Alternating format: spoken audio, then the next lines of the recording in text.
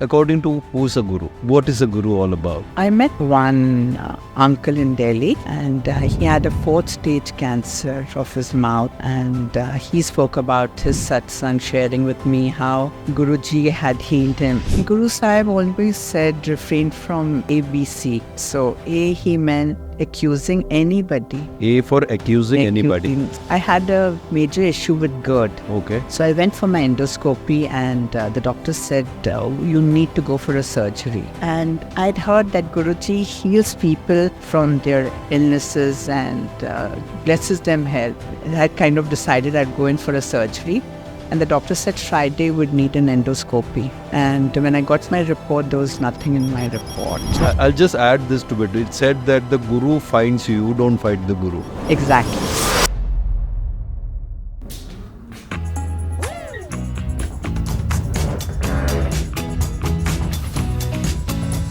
Who's on air?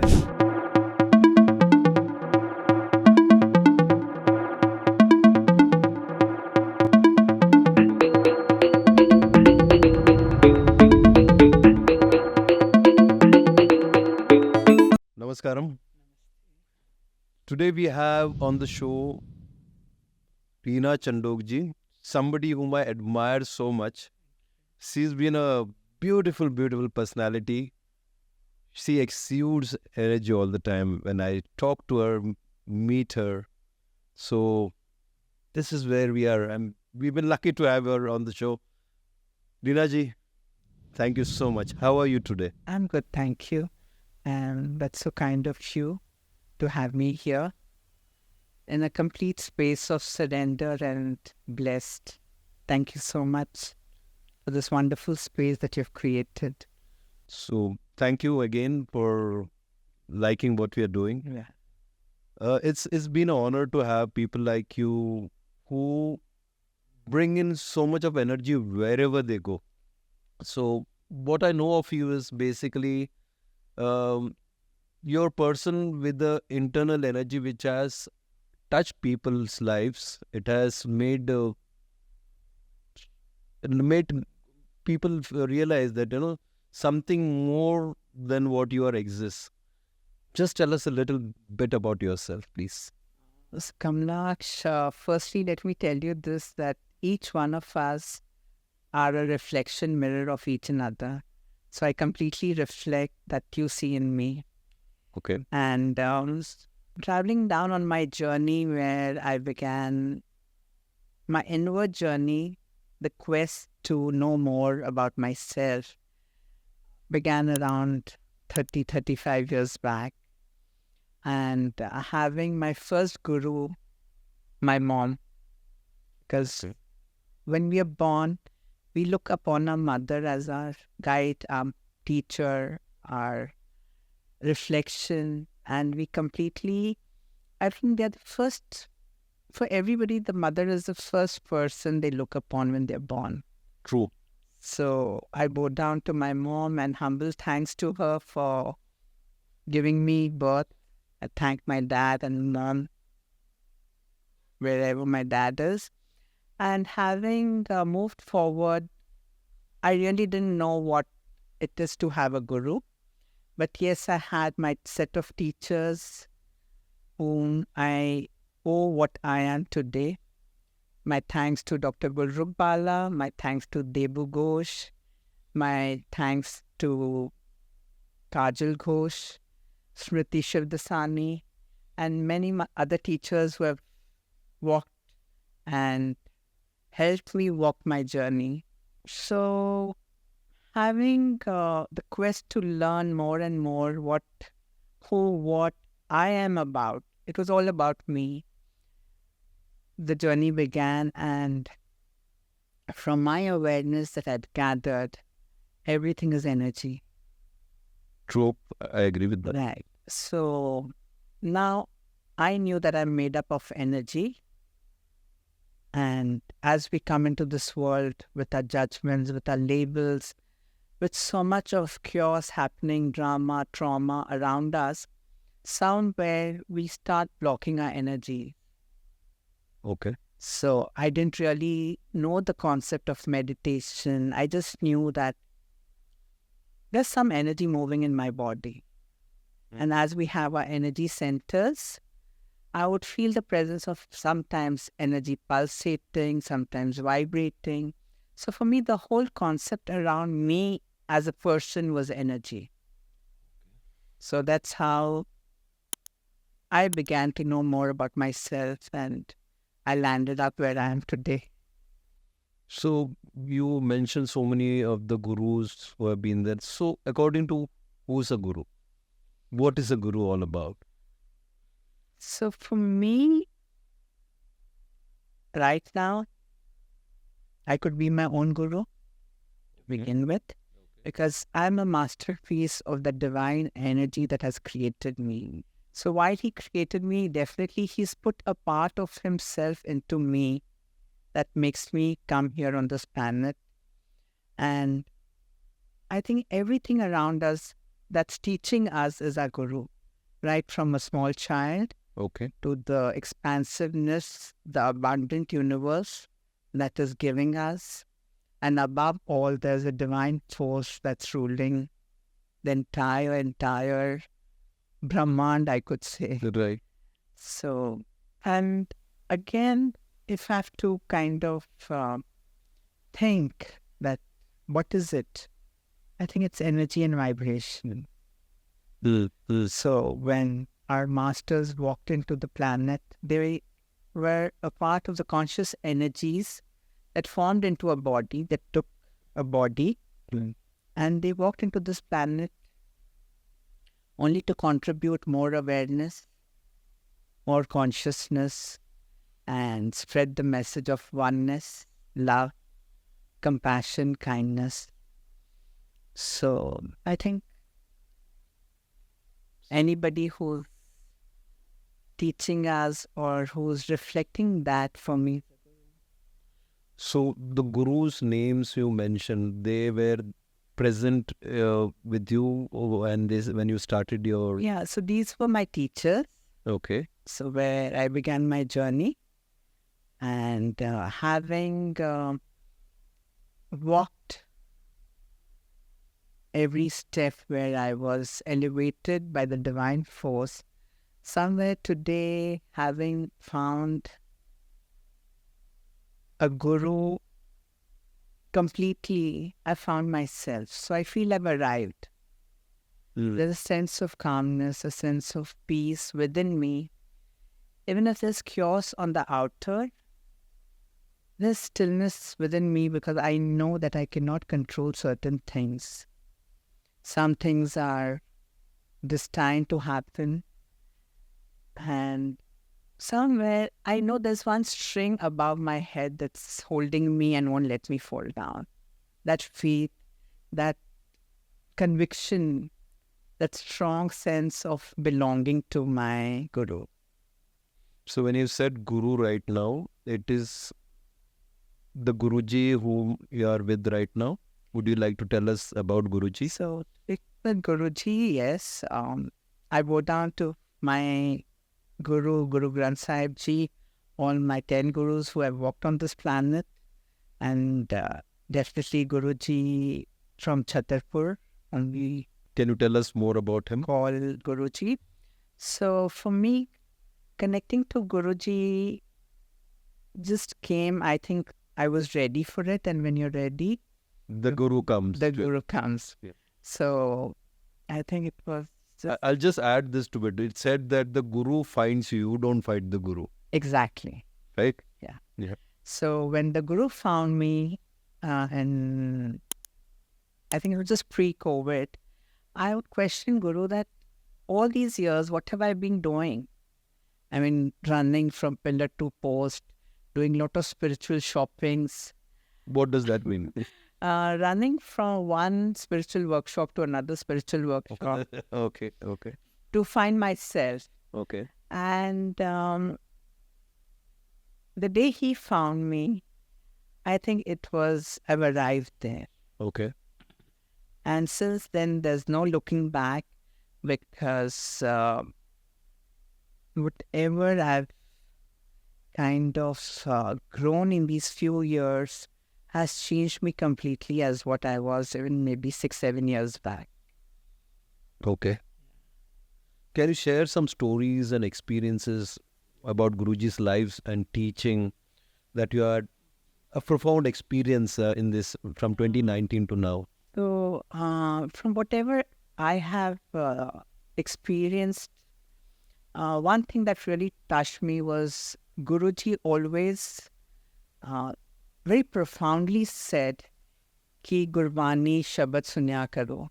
Okay. And his Sangat once asked him, why only Gurbani? And he says, Kyuki Gurbani is the only script written by the Gurus.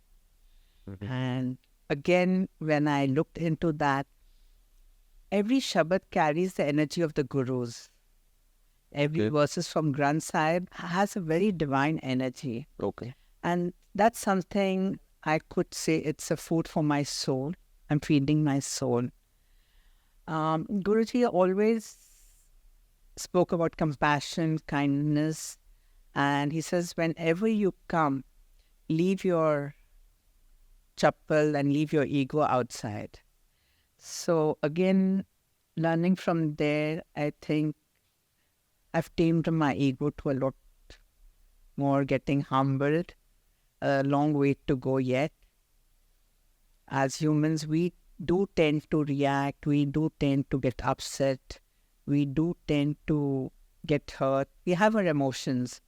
But again, just reminding ourselves that there's much more beyond that. We need to change and grow. And our journey takes us there. This has also added to your personal growth in many ways, right? In how? How has it kind of helped you? It's made me more calmer. There are situations that I can't handle. And I think now, after so many years, I know the meaning of what surrender is. Earlier, when I would read books, listen to sermons, and everybody would say, learn to surrender. But now when I've arrived there, the surrender is happening at every stage. So when you surrender, that's when your guru, your master takes over. And he has the capacity to change that you cannot change. So, can you elaborate on the surrender part of it? What does it mean when you absolutely give yourself away to the master? Give yourself away. There is a situation that you cannot do anything much about. And we often find ourselves struggling inward. And when we battle ourselves inward, trying to fix it right for us, we don't even realize how much we are fighting with our energies to put it right. Maybe at that time, that situation is not right for us. And our master, our guru knows that this is not right for us. So I think the best is surrender and wait till his timings, his grace shows up. And you don't know in what way it will show up to you. Maybe you ask for something and something else shows up. What's better for you? So when you start practicing this, I think you arrive at a state of surrender. That's been my practice. I have been lucky to be part of one of Guruji's Satsang, and I heard usually people refer to each other as uncle and auntie. Why is that? Is it also part of dropping the ego? Or because I think, we get very offended when we are in a whatever age, and especially in our country, Right. when somebody calls you an auntie or uncle, the auntie kyun kehte ho and all that happens. Is this also how you, the satsang go? So for whatever understanding I know, when Guruji had his Sangat coming to him, he always had a protocol. So Guruji always said that you're coming for me. You're not coming here to make connections. Okay. So when you just address anybody as uncle and auntie with due respect, there's no personal connection or agenda. Absolutely. You're not here to make any relationships or make friends. You're just coming here for me. And while Guruji was in his physical form, the Sangat never even knew each other's name. They never interacted. Okay. So Yeah, it was only one-on-one with Guruji, because he says, you're coming for me. And keep your connection directly to me. I will talk to you. If you're here for me, just be here for me. So I think even that is another stage of complete surrender. Absolutely. And if I look at that space so divine, if I'm there only for him, even my energies are intact, one-to-one with him. We are not helter-skelter everywhere with our energies.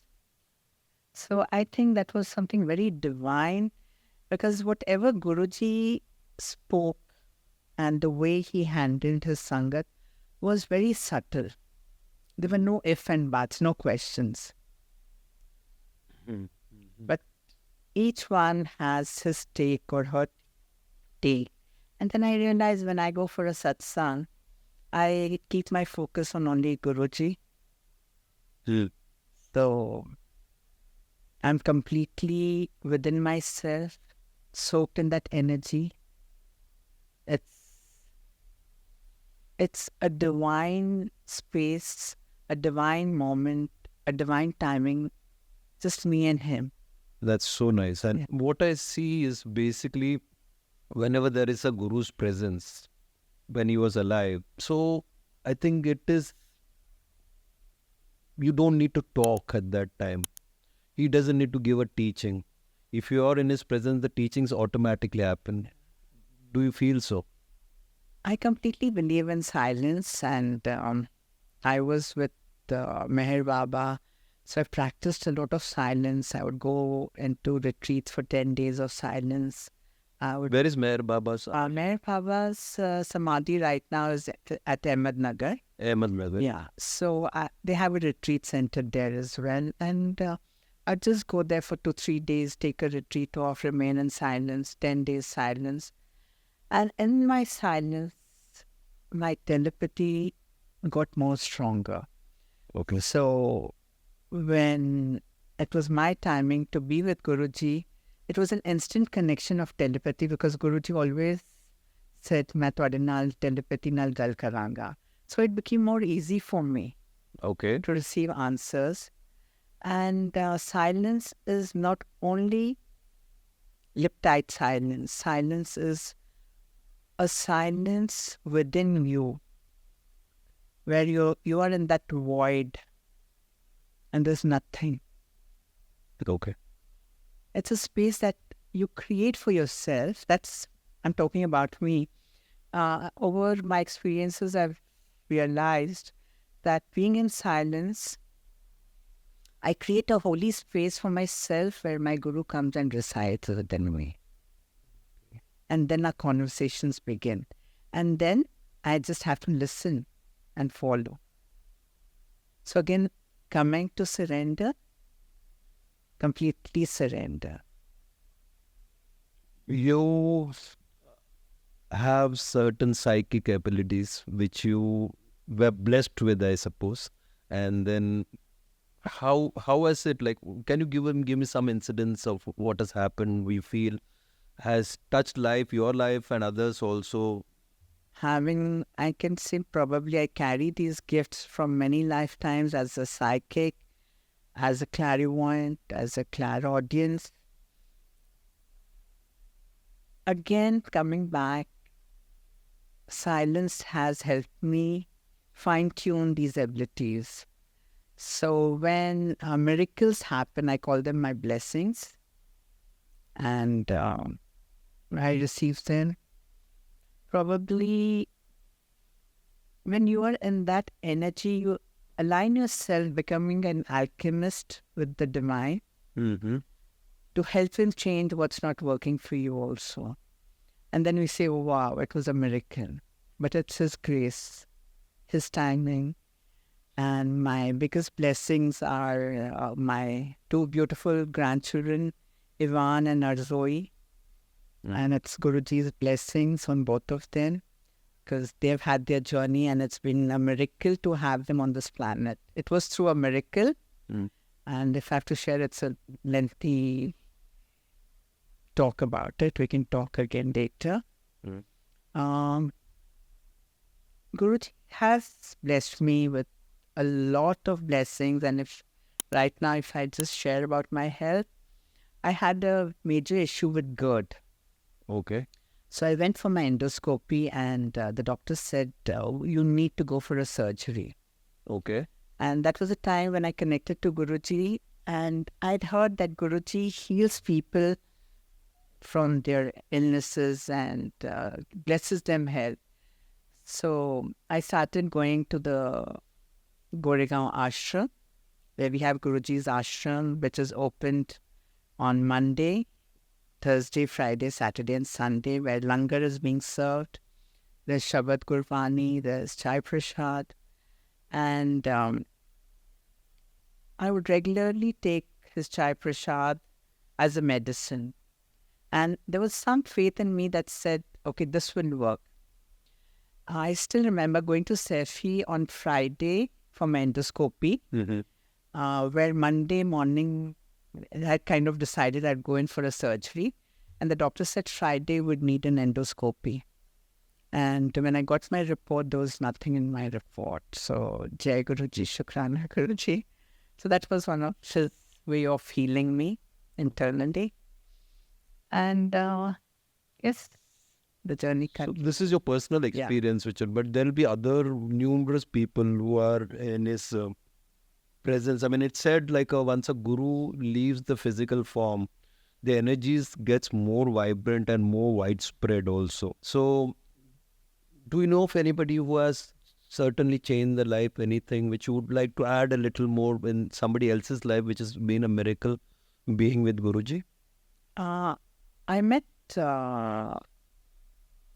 one uncle in Delhi, and he had a 4th stage cancer of his mouth. Okay. And he spoke about his satsang, sharing with me how Guruji had healed him. And initially, when I would listen to all these satsangs, I would still have a question mark on my face. Okay. Till I really didn't meet Sangat. So when I connected to Guruji, the quest was so much that I did go to Chandigarh. I met few Sangat who was with Guruji while he was in his physical form.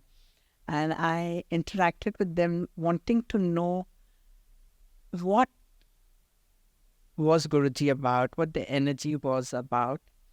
And somewhere I came to a realization that he was a conscious energy who walked onto this planet to make people more aware with compassion, kindness. Because Guruji only spoke about Satsang, Seva, Simran, and letting your ego. And I think our journey is that, because all of us are here walking each other home. But we are all so lost in our anti-consciousness. Rather than walking each other home, I think we are all pulling each other backward rather than forward. So when you say anti-consciousness, what does it mean? I mean, See, when I say anti-consciousness is a lot of things, we are not functioning from a consciousness. how do you We are get trapped into our ego mind. We're trapped into the negativity. Mm. So it's very important to dust ourselves every morning when we wake up with what charge ourselves. Basically, it's like how you put your phone on charger, charging ourselves with maybe a mantra, a shlok, a shabad, a chant, whatever resonates with your energy. And I think, again, it's very important for us to align with our own energy. When you are aligned with yourself, you're not distracted to the outside world. We are so much occupied with things around us. A normal person who's probably not been touched by any kind of spirituality or anything, how are these people supposed to know what actually is needed for them? Because they are going through struggles which somewhere I feel is mostly self-created, and right from using a mobile phone to getting agitated with things. You said either a shabad, a mantra, all that. How does somebody find this for a normal person? Is there something which will come to them automatically, or they have to look for it. How does it work for any other? Because since you met so many people who have gone through challenges in life, now they are settling in with the Guru's presence. How does it work? Hey, Kamlksh, I think we are here for ourselves, right? True. And not here to fix people, because everybody has their own journey. Right. And I'm sure everybody has a timing to awaken themselves. Mm-hmm. We get our alarms up when there's an awakening call, and how fast we grab on and start working within us. What most of us are doing is fixing other people on the outside. Nobody is willing to go within to see how much can we change ourselves. What is it we need to fix in ourselves? And from my experience, the moment I started working inward, nothing on the outside affects me much. Mm. Because there's a calmness inside. Only when you're calm within will you find calmness in the chaos outside. What do people have to do get the calmness inside? Is there in practices? Do they need to learn? Do they need to attend satsangs? Do they need to follow whatever? We are not talking about religion as such. It's just spirituality is very different than religion. Somewhere they need to probably just, as you said, this simple form of meditation would be just for observing silence, Silence, self-acceptance, accepting whatever you are. accepting whatever you are. Being in gratitude is the biggest tool. As a kid, I always heard my mother say Shukrana for everything. And at times I would get agitated. I mean, theek hai yaar, ho gaya na. But now, the depth of Shukrana means a lot to me. The fact that we are alive today. Wake up every morning, our family is with us. We are healthy, physically, mentally, is the biggest gratitude we can be for. And when we are in gratitude, when we are in Shukrana, and things start changing for us. The vibration starts changing around us. So when whatever's not working for you doesn't affect you. Right? Yeah. So the Shukrana, a gratitude can be a basic practice in the morning.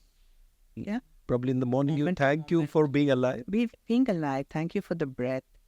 Today, if I have to sit and count my blessings, the fact that physically I'm healthy, I have a shelter above me, I have food to eat, and I mean, there's so much that's happened in these few years of COVID, and we are still alive. We made it here, right? Right. Isn't it the biggest blessing to Absolutely, all of us. Yeah.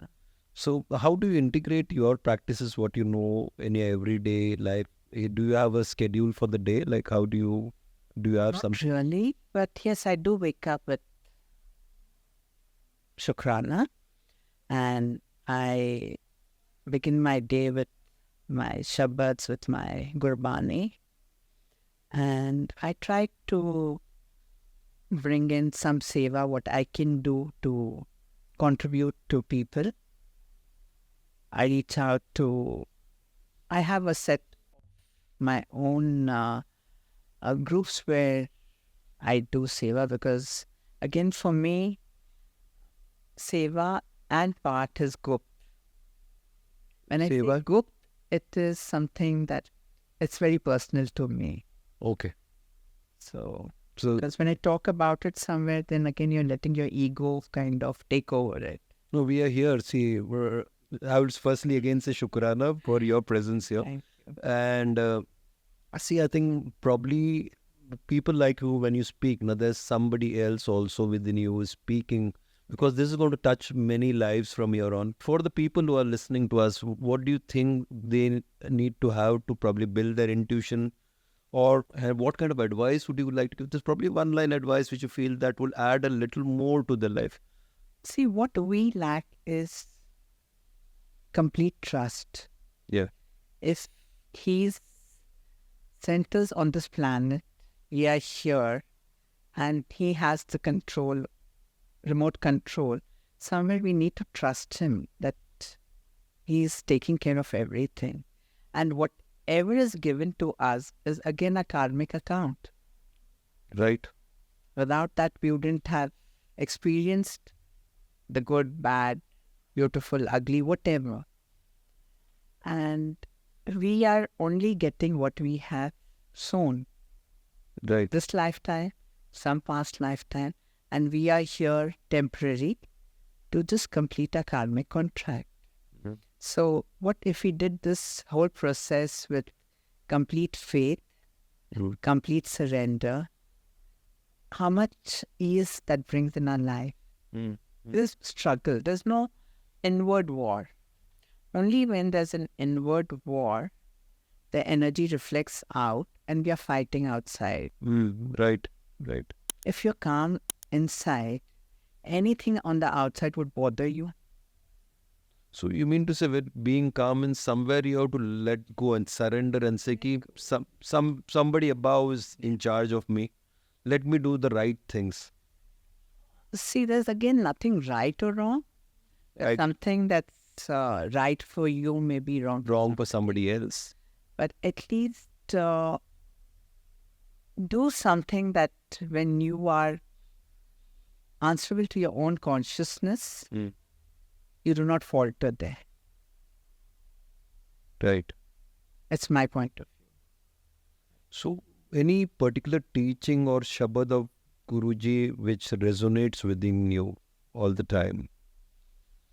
I think every moment there's something very different. There are times when I need answers, and I remember listening to one of Guruji's Satsang where he said that if you need your answers, you'll find them in Shabad. So sometimes I just walk into a Satsang with a question and it's been answered in a Shabad. I walked into Bangla Sahib and I found my Shabad there, which was at that moment telepathy Guruji Sahib telling me, this is your mantra. So then I made it a point to chant that for 40 days. So I think every time there's a different Shabad or different shlok that comes out for me, and I pick it as my mantra or my energy for the day. Anything of his teachings which is very powerful, which you need to talk about? Guru Sahib always said refrain from ABC. So I used to wonder, how can you do that? So A, he meant accusing anybody. A for accusing anybody. Accusing. So when do you accuse somebody? When you're not willing to take responsibility for your own actions. So it was my own introspection that if I'm responsible for my own actions and doing, why will I accuse somebody? Right. I've created it. Okay. So refrain from doing that. B, it was for backbiting. Okay. So when you're talking behind people's back. So isn't that, again, we are creating a karma for ourselves? Absolutely. Because we are not perfect. And very easy to point a finger at somebody rather than introspecting that what is it in me that needs to be changed. Okay. So A for awareness is what I would say. Right, awareness, or stop yourself by accusing people, because we are always finding faults with people. Accusing them, तूने ये ऐसे नहीं किया, तेरी वजह से ये हुआ. And B is for backbiting or backstabbing. And all this. What is the C about? C is about cursing people. Okay. जो बोला मैं तुम्हें श्राप देता है. Sharp. Even for me, it could be like, okay, you're driving, there's a traffic jam, and how much do we curse people? Yeah, that's the most common thing. Common Because thing, and we don't even realize it. So we're doing from a point of unaware. And what if we just pick up these little things in our life and start practicing that, starting from ABC in our life, how much we can improvise on our self-growth. When you stop blaming, when you stop accusing, when you stop cursing, how simple life is going to be. But I think life throws so many things to at us. How does a normal person can apply this spiritual principle to navigate life challenges? Again, this was a very deep learning that I got aware in my growth in these last 4-5 years.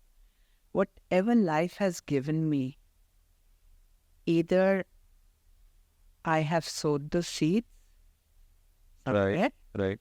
or some lifetime I've done that to somebody. Unless I'd not done it, I wouldn't have got it.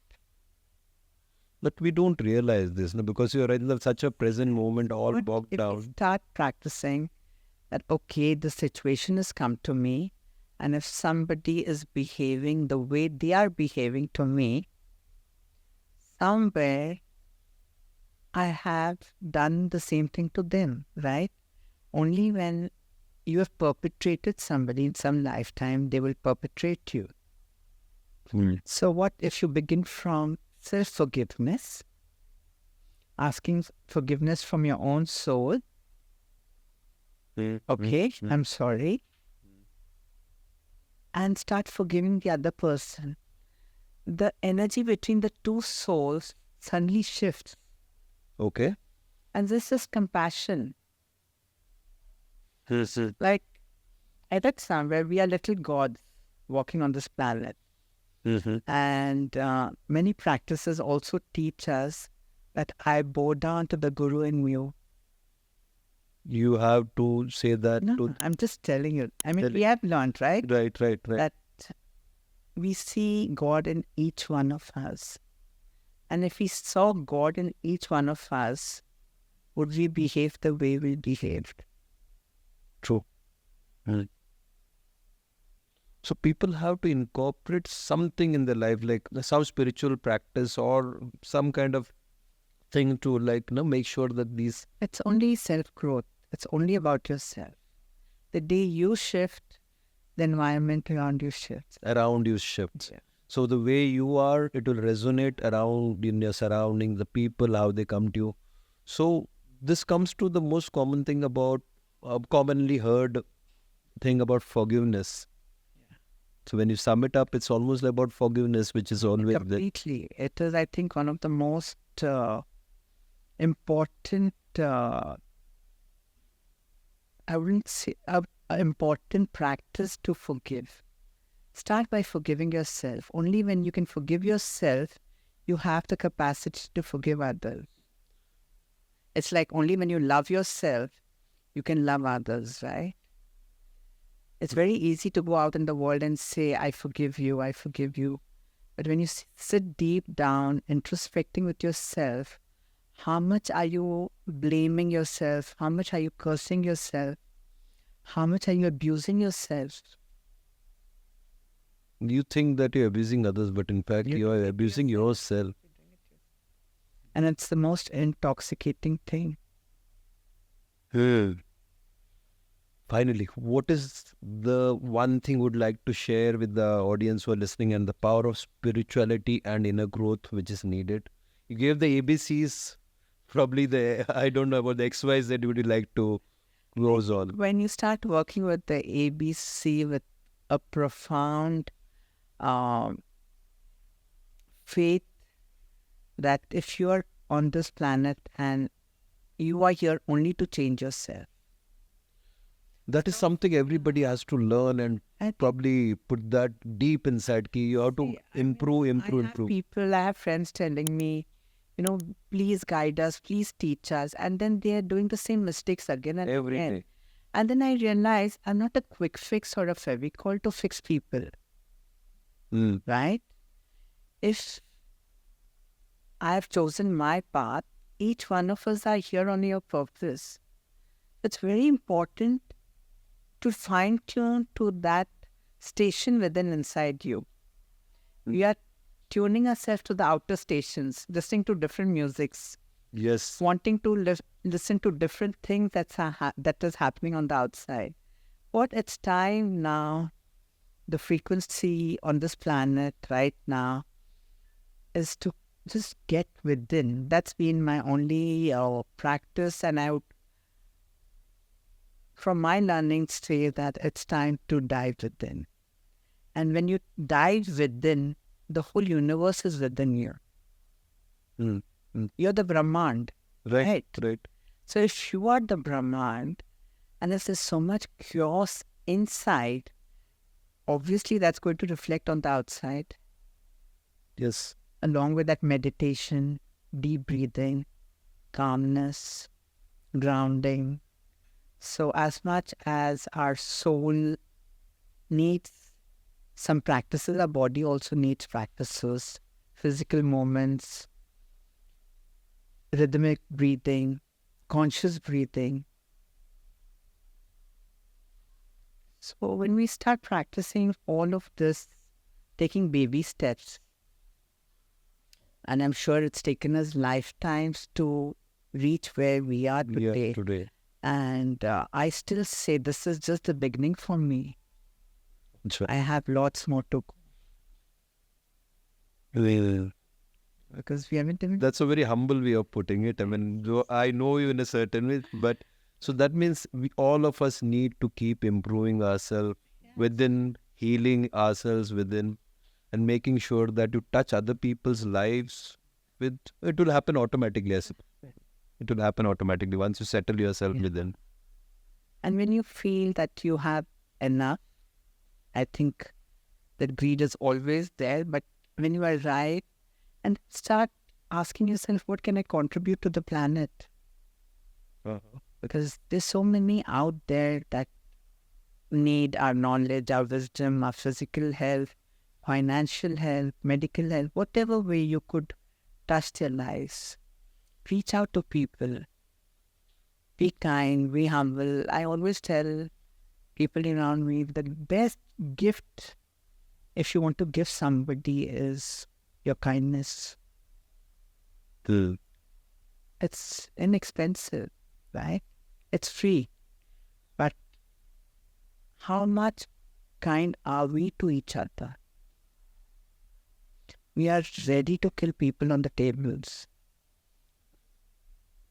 So it's the inner awakening and having, again, a guiding force, knowing that he's watching us. He's the big boss watching us, right? Right. And like when I know if I'm having a camera 24/7 monitoring me, I'm going to be aware every moment. And what if we know that there's a big boss up there with all his cameras on around us? Would we even misbehave or act weirdly? True. Would we be unkind to people? So that's the journey. And like I said, again, it's so beautiful because we are all in oneness. Our gurus, our masters, everybody came here to practice oneness, love, compassion. And if we just even pick up only those and start walking home, holding each other with kindness, I'm sure one day this planet is going to be a complete different planet that we dreamt of. We look forward to a planet like that. And you have walked the path with so many gurus, and I think overall it is about kindness, compassion, love, and giving, which probably adds to a human life. Giving selflessly. Selflessness. That's what our gurus did. Yes. If you look into the 10 gurus of Sikhs, they sacrificed their lives selflessly just for humanity. Every master that came here sacrificed. Without sacrifice, because that was your way of contributing to humanity. Right. Meher Baba, when he attained enlightenment, he said there have been so many gurus who have come, spoken, done, but let me just get into silence. Maybe my silence can change the world. So if you're just only willing to understand, I'm sure the energy shifts within us. And like, I've realized that if I have a robe of my guru now, let me not consciously walk into a puddle where my robe is messed up with the splashes of the puddle. So with awareness, I have to be very careful of my actions, of my thoughts, of my deeds, of my words, because it's reflecting all of me. Hoping all of us improve ourselves, put things into this. It is such a wonderful time talking to you. You added so many good insights, added joy to us Thank at you this so for the show, and thank Thank you so much, Reenaji. Thank you.